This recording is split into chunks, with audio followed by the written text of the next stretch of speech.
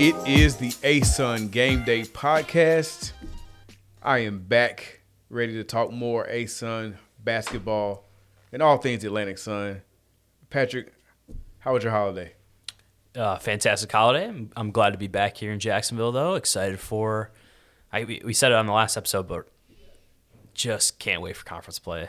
Still got another month, but yeah, I'm ready. Yeah. I mean, look, enjoyed the holidays. Have enjoyed the non-conference action. A lot of big wins, but of course, that itch, it hasn't gone away. It's still there. I can't wait for conference play to get here. But we are in the moment talking about some non-conference action, and I think Lipscomb could be finding their stride. After losing to Kentucky, they have wins against Jackson State, Alabama A&M, and Chattanooga. And to be honest with you, none of those games have been close. I think that they've won those games handedly. They were picked number one in our preseason poll. I get it. It's a preseason poll. It's a guess. But it should be an educated guess. And right now, it's looking like some good schooling went on with those educated guesses right now. I mean, they've got SEMO, Truett McConnell, MTSU, and Asbury to close out non-conference play.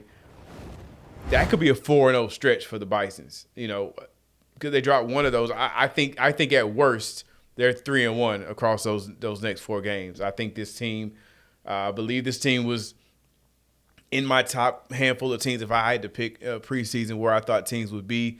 Lipscomb is I think is poised to have a good year. They started out strong, had a couple weeks there where they were a little iffy, but again, like I said, I think they might be starting to find their stride. My question on the men's side outside of Lipscomb is who's next? Like, who is that other team? Who is, if we were all to jump on the bandwagon to say that our preseason number one pick team is going to do what we expected them to do, and we're going to, say Lipscomb is riding this thing out. Well, who's the challenger? Who's the team that's going to, encroach upon the Bisons up there at the top? Is it North Florida? I mean, they're 5-3 overall. Their losses are UNC Asheville, Georgia, and Nebraska. So the Nebraska game, the Georgia game, those are power conferences. The Asheville game, we'd love to have that one back. But, those aren't – you're not looking at a team with three bad losses. So, and a few weeks ago, probably rightfully so, we're saying North Florida might be the number one team, might have been the number one team in the conference. It still could be. The Ospreys haven't gone anywhere. I'm just saying, looking at Lipscomb, who is that next team? Is it North Alabama? 5-4 overall. I mean, I'm in the room right now with the UNA guy. So I was waiting for you to say North Alabama. It's coming. I was waiting for you to say something like that. So I'm here with a UNA guy. I mean, we got three teams sitting at 500, EKU, Austin Peay, and Jacksonville. So the race clearly isn't over, but and Lipscomb's lead or advantage or whatever you want to call it, it's not that, it's not like we're talking about an undefeated team and everybody's like real far behind. But I am looking around like, okay, as we get through this thing, we get closer to January, closer to conference play. Who's that other team? Who are the teams we're really eyeing? I mean, we've got the usual suspects, and all those teams I just named of the five or so I've just mentioned are teams that have had, big wins or big runs or great starts to the season. So, again, the stage is set for an exciting men's basketball season once conference play goes. But I want to see where things are going. And hey, I just got to say it. Our women's basketball is hot right now. Our women's basketball is hot right now. We're recording this December 4th, 2024, and ASUN women's basketball is on fire. I mean, we've got 5 teams that have winning streaks of at least 3 games. 7 teams that have won at least back-to-back games. 10 of our 12 teams are 500 and better. That's right. I mean, they're on fire. They're just doing what they got to do. I'm really excited about what our women's teams are doing right now. And the team that's sitting on top right now, I name drop them every week. I understand where things are. You know, Bellarmine is at the top right now. Bellarmine's 7-2, okay, and I think it's just my opinion. They're not 8-1. I think they should be. I think they closed out that game a few weeks ago a little bit better against Detroit Mercy. Now we're talking about a Bellarmine team that's 8-1, and their only loss is to Purdue. And speaking of the game with Purdue, they only lost that game by 9 points. Just saying. I know I sing the praises of the Knights every week, and I've been saying from early on. Again, I'm talking about how the preseason rankings were off. We just got through discussing how Lipscomb number 1 preseason might have been right. So maybe I don't know what I'm talking about. Maybe I don't know what needs to do a little bit better. But the proof is there. 7-2 at the top of the standings right now. It's non-conference standings. I get it, but you play the schedule and you win the games, and they won the games. To me, it seems like Bellarmine just has a lot of options this year that I think, based off of like where they ended up last year, we didn't know exactly how this team was going to come together and if they were going to have all these options. But there were questions. But they've been answered. As you mentioned, Haley Harrison's been excellent. We knew that. I think the question was, can Hope Savory could also take the next step and help this team win more games? That's been happening. Maya Brown has been great in this first half of the season. The list goes on. Hannah, who we mentioned last week, being a freshman, contributing, that's huge. So they have options. And the question, I would say question, comment, concern, rumor, innuendo, whatever it was, is their best player is gone. That was a narrative. I won't say it was the narrative surrounding that team, but it was one of them. That was, we were wondering, their best, what do they do now that their best player is gone? I don't know, 7-2 starts of the season. How about that? Here's proof in that, and I want to back up what I'm saying a little bit. In that big win against Jackson State, 67-59, not the greatest night shooting for Haley Harrison, 5 of 13 from the field. Still scores 16 points, but gets help from Maya Brown that night, 3 of 5 shooting, 9 of 10 from the free throw line for 15 points. Skylar Treadwell was 4 from 7 from the floor. 2 points at the charity stripe for 11 points. And Hope Savory was 2-11 that night, only 5 points. Not her best night. She was 1 for 5 from 3. Not her best night. They still get the win. So they have options on the floor. Yes. I think that so far, early in the season, that depth that they have, and like you said, I think the word is not just the depth, because I think it's the fact that you've got options. It's the fact that you've got several players who can score. If you look at right now, 2 of the top 5 scorers in the conference play for Bellarmine. So you're sending 2 top 5 scorers out there each night. Again, the word you picked was probably the best word, options. So when one is having an off night, you can rely on the other, and then that's how you built that team. That's how you win games. That's how you get it done. And don't know if that was expected. It's exciting to watch. It's exciting to see it happen. But coming into this thing, I don't know. I did feel like they were anticipated to be a little bit low in the preseason rankings, and they're getting it done. I got another team for you. It's not too far away from Bellarmine. It's also turning some heads. 5 in a row from EKU. It's another team. Now, again, we spent a lot of time last week talking about another team that also has 5 wins in a row. Same area. It's those 2. No, this one is in Southwest Florida. Oh, my bad. You're thinking I'm sorry. Yeah. I'm sorry. I'm 2 weeks behind here. Yeah.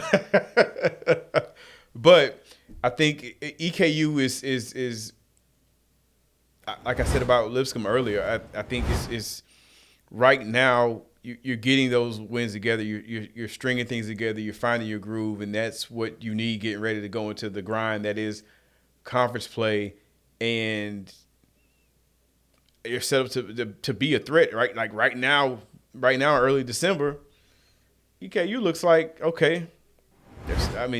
Right now, you've got EKU, you've got FGCU who's getting together and it's coming 5 in a row. Bellarmine's at 4 in a row. I know Lipscomb had the loss, but you can't ignore the start that they had before that loss to Chattanooga. So the top is strong in women's basketball, but as we stated before, you got 10 of the 12 are above 500. That's a start. That's what we like to see. So looking at this week in particular, our weekly awards, on the men's side, a 2-for-1 for West Georgia.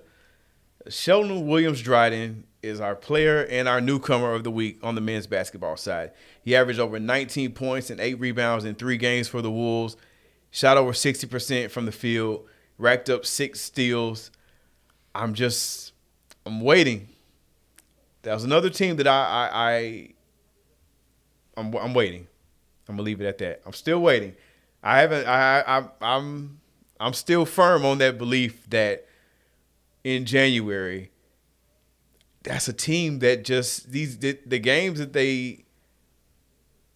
they're playing, West Georgia, they haven't looked bad. I get it that they have not won them, but I still don't think we've got some teams that probably don't want to run across that team, and they're going to find out real quick once we get into conference play. That's a good team. I don't not think they're a bad team. And hey, the player of the week.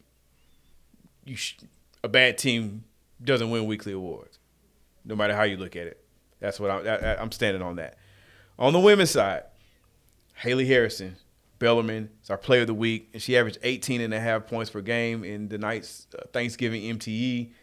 And Liz Freihofer from EKU, freshman and our newcomer of the week. She averaged 13 points per game. She had 7 shots from long range. EKU went 3-0, extended their winning streak to 5 games, as we've already mentioned. Again, reflection of teams playing well. Bellarmine and EKU taking our weekly awards. Women's basketball. Women's basketball in the ASUN is it's worth a watch right now if you haven't tuned in. So we're gonna take a quick break, and then I'll be back to get a reaction, whether it's a good reaction, bad reaction. I need a reaction to these power rankings. We'll be right back. From the bluegrass of Kentucky, the Arkansas River, to the beautiful beaches of Florida. From the bustling streets of Nashville to the soulful sounds of Muscle Shoals and its vibrant cities. Fueled by growth, the Atlantic Sun operates in the fastest growing region in America and broadcasting in over 20 million homes. We're everywhere you want to be, with access to 9 of the nation's top 80 media markets, including an impressive 6 in the top 50. Our 12-member institutions provide every collegiate experience from public to private to faith-based. All of our member institutions are located in the top 30 states with the most rapid growth, including 8 members located in the top 6. From the beaches to the mountains, the Atlantic Sun is the destination. We are back, and it's time to dive right into the power rankings. Patrick, men's or women's first? Where should I go? Let's start with the women's. Start with the women. All right. I'm curious I'm curious because there's been so many good performers this past week, so you have to drop somebody. So I'm curious who's going. I did drop somebody. I had to drop somebody, and I did. I believe you. Number 6. I 3 games in a row. My number 6 and my number 5, both teams have won 3 games in a row. Both teams have won these are their first 3-game winning streaks as Division I programs. How about that note? Which one is which? If you had to guess, I've laid it out, so there are only 2 options, really. Maybe. I don't know. What do you think? I don't know. You're going to have to give it to me. I'm sorry. That's fair. I'm sorry. I'm looking at my stats that I have written down here, and I zoned out. I'm sorry. See, the fact that you're coming in here with stats mean you're trying to catch me and you're trying to get me. And I respect the game, but you coming in here prepared. Like I gotta step my game up. 6 is West Georgia. 5 is Queens. Queens, this is their first 3-game winning streak since they've been in the conference. I respect it. And again, it's power rankings. It's not standings. It's not records. It's right now who's playing the best, in my opinion. Number 4 is Lipscomb. Now, I did drop them. That's a tumble. It's a tumble. I really liked your first 2 picks, by the way. I think that's accurate. Queens had a great week. I can't deny the winning streak. I also can't look past the 6-game winning streak that Lipscomb had. I get it. They lost to Chattanooga. They haven't played in a week. Holiday got a break. That's why they are at 4. Number 3, team with a 4-game winning streak. Bellarmine. Number 3. Yeah, number 3 is Bellarmine. Number 2 is EKU. We've already laid out the 5-game winning streak. By process of elimination, the other 5-game winning streak team is sitting at number 1, FGCU's debut for the first time at number 1 in my power rankings. I thought for sure you were going to leave the Eagles lower than 1 because they deserve 1. They do. They do, and they have it this week. They are number 1. I came in here. I'm like, there's no way he's gonna have FGCU at number 1. There's no way. I could have. And he did. I could have not done it, but I did it. Yeah, FGCU is number 1. Those are my women's power rankings. FGCU 1, EKU 2, Bellarmine 3, Lipscomb 4, Queens 5, West Georgia 6. On to the men. Can I make a quick note? Yes. I think it's really interesting. I think EKU is a really interesting team. And I was going to butt in earlier, but I didn't. But we mentioned how Bellarmine kind of has a lot of options. To me, like, EKU is just good. Like, between Alice and Jasmine, like, they just have really good players. And it's unusual for teams to lose their best player like they did this year and just come back and be that good. And for fans that haven't watched, EKU, Alice Recanati is, like, I don't want to say the best, but probably the best point guard in our conference. Very fun to watch play.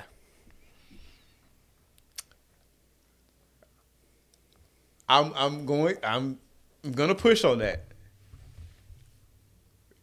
Best point guard? Or are you saying one of the best? I said one of the best. I didn't want to put it, but I get it. I'm running through the names in my head, and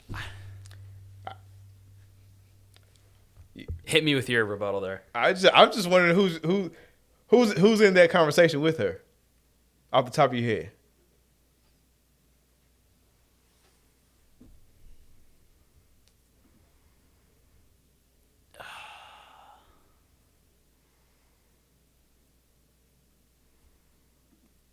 It's tough. Well, it's tough because I'm trying to think of like who classifies exactly as a point guard. You know what I mean? Instead of just shooting guard. Mm-hmm. Whereas I think Leach is pretty pure point guard. What do you consider Imani Jefferson? I would say guard. Okay. All right. I don't know if FGC isn't fair. You can't.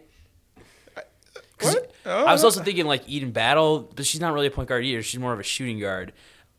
You say Imani's a point guard? Really? I would go Imani. I just don't think that offense has like a pure like I'm ball handler. That team doesn't, because there's a lot of people that can. I get you, and if you go to their website and everybody's listed as a shooter, so I understand. Exactly. It's confusing. Yeah. I get it, and that's fair. That's fair. I would think Imani is more point guard than Eden Battle, but yes. Yeah, I probably would think Eden Battle is more of a shooting guard. Yeah. Not a primary ball handler. But Alice is a beast, regardless. Like, yes. I'm not. So one of the best. We'll keep it there. No, I just do a little bit more research and give you some names next week.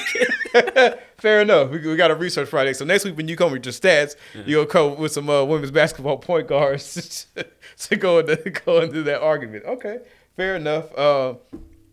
My last thought Okay, go ahead. in terms of women's basketball is Central Arkansas. Where do you see them?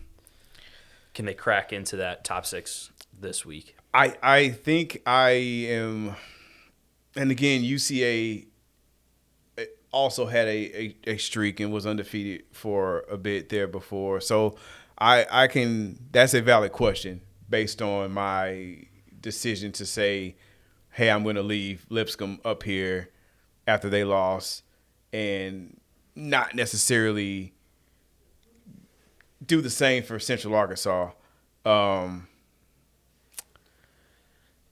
It feels like they just haven't played enough games almost. Like they're behind on games so far, so they just haven't. There hasn't been enough proof in the pudding. That's part of it. Part of it is they haven't played in I mean, I know they just played Kansas State. Part of it is it is the games. It is the like a lot of games and seeing all that and that's a good question. Probably is a miss slightly. I get that. The 6-game winning streak, Lipscomb was on a huge run. It is the amount of games a little bit there. I mean, and we're talking about UCA as we're referring to, you know, if you want to look at a record and say, oh, this loss is a bad loss. Not, I mean, they've got Kansas State as one of their losses. You don't necessarily want to say that. You don't want to look at a game and say this is a game we thought they were going to lose. We understand the challenges that come with playing a top 10 opponent. So that's fair. So, I mean, if you look at their 4-2 record, they've got a loss to Kansas State. They've got a loss to Oklahoma State. Yep. 2 Big 12 teams. 2 Big 12 teams. Yeah. They're 4-0 outside of that. Now, you want to get into the ins and outs of, you know, their wins. They've got, Sanford and UT Martin and 2 non-1s.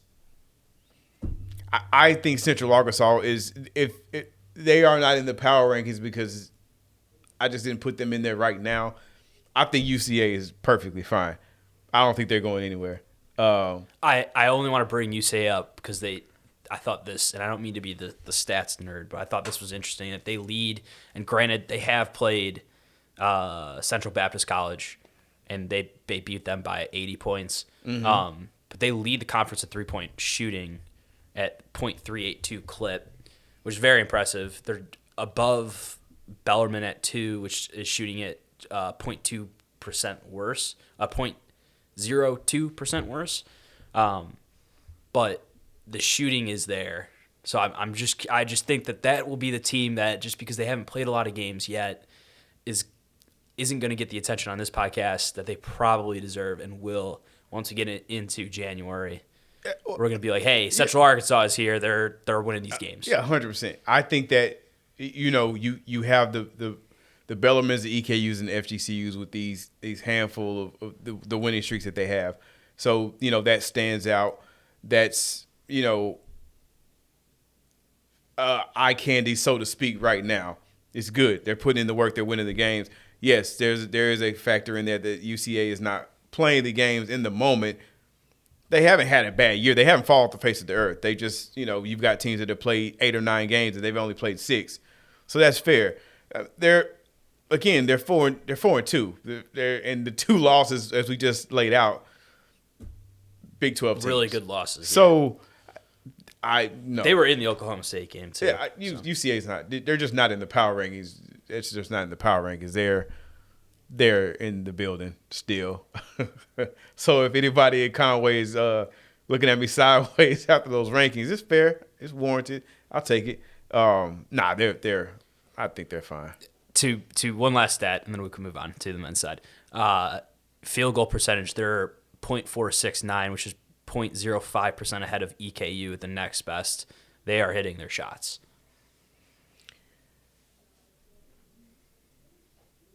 Yes.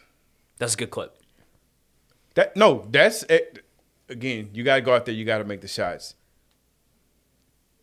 80 points is a lot of points. I understand. That's a lot of points. A lot of points. But no, I think UCA is fine. They're not. They've not gone anywhere. They haven't fallen off. I don't think any They're my sleeper pick. That's why I brought them up. I don't think they're a sleeper pick for what? Like just because in the power rankings? Yeah, just because we haven't mentioned them yet. I was about to say because they're not a sleeper at all. Yeah. Like, No, you can't be the runner up and bring that team back this year. You not sleep. Nobody sleep on you if they are. Yeah, it's time to wake up. No, I might be sleeping on them this week, but I was just dozing off. Nah, I'm locked in on UCA. I'm still expecting them to be in the mix. Seriously. Men's side. Austin P 6. Got Jacksonville at 5. North Florida is 4. North Alabama is 3. FGCU is 2. Lipscomb is 1. I don't think Lipscomb is a shock. Could FGCU men's basketball be a shock? Maybe. It's power ranking. Right now, they got FAU and FIU. They've got 2 wins in a row. We got a lot of men's teams, as I stated earlier when I was like, who's next? They're kind of like, they've been a little bit of a up and down, or they've got a loss here, there, or a couple losing streaks, or that type of thing going on. Like right now, in this moment, from last week to this week or whatnot, again, it's power rankings in there weekly. So in this week, I think FGC was playing like the second best team in the conference. Have they this entire year? No. Can they maintain it? I don't know. But in the moment right now, when you get clicking and you get going, you can keep it rolling. So I stand firm by FGCU at number 2. You got any complaints? Any counters to that? No, I think it's a bold move, but I like it. I would say, to add to your point, is that FGCU Northeastern game was close, and they just barely lost it by the skin of their teeth. So, I don't hate that ranking. I think Lipscomb, they've been excellent. I think you're right. You're right from the beginning. They just had that weird Belmont loss, but they are legit, and they're going to come into this conference and like I said, I keep mentioning it, that first weekend of conference play is going to be so fun to watch. Yep. And we've got something special planned for that first week of conference play. So if we can pull this one off, it should be exciting. It should be exciting. But moving on to some matchups to watch and what we've got coming up this week. I know podcast releases on Thursdays, but as we're recording this right now, tonight is the Women's Battle of the Boulevard. Lipscomb, I'm really wanting to see if they can get back on track. This is their first game after losing that game to Chattanooga. And obviously it's a rivalry game, so you throw everything that's happened out of the window with that. And Belmont is ranked in the mid-major poll right now. So this is a challenge, and it would be a huge, huge win for Lipscomb to not only get back on track, not only to win that rivalry game, but also to, knock off a team that's ranked in the mid-major poll. And I also want to keep an eye on Jacksonville on the road against Georgia Southern this weekend. West Georgia on the road against UNC Wilmington. The Dolphins 1-2 on the road. They're facing a team that hasn't lost at home this season, and UWG is trying to get their first victory away from home this season. So those are 2 other games I'm keeping my eye on. And on the men's side, we got 2 games in the ASUN SoCon scheduling alliance coming up. We've got Austin P at Sanford. Then we've got Stetson hosting Mercer. Austin P and Stetson, 2 teams that met in our men's final last year. Stetson, it's been a challenging season for Stetson, but I'm excited to see if they can start getting it together. I know they're with the transfers and whatnot. Coach Jones down there trying to get things going and trying to go for the repeat. This is, of course, as we've said several times, still non-conference. It still matters what you do from January through March. But 2 chances to get some wins in this scheduling alliance for the ASUN against the SoCon. And FGCU, who we just got through talking about, is on the road in Baton Rouge to take on LSU. So before we wrap things up this week, Patrick, What do we have in the mailbag? So this one comes from Rivalry Rich 23 in Fort Myers. What's the best They're from Fort Myers? from Fort Myers? Yeah, okay. I know where this is going. What's the best basketball rivalry in the ASUN right now, and how does it stack up to rivalries in other conferences?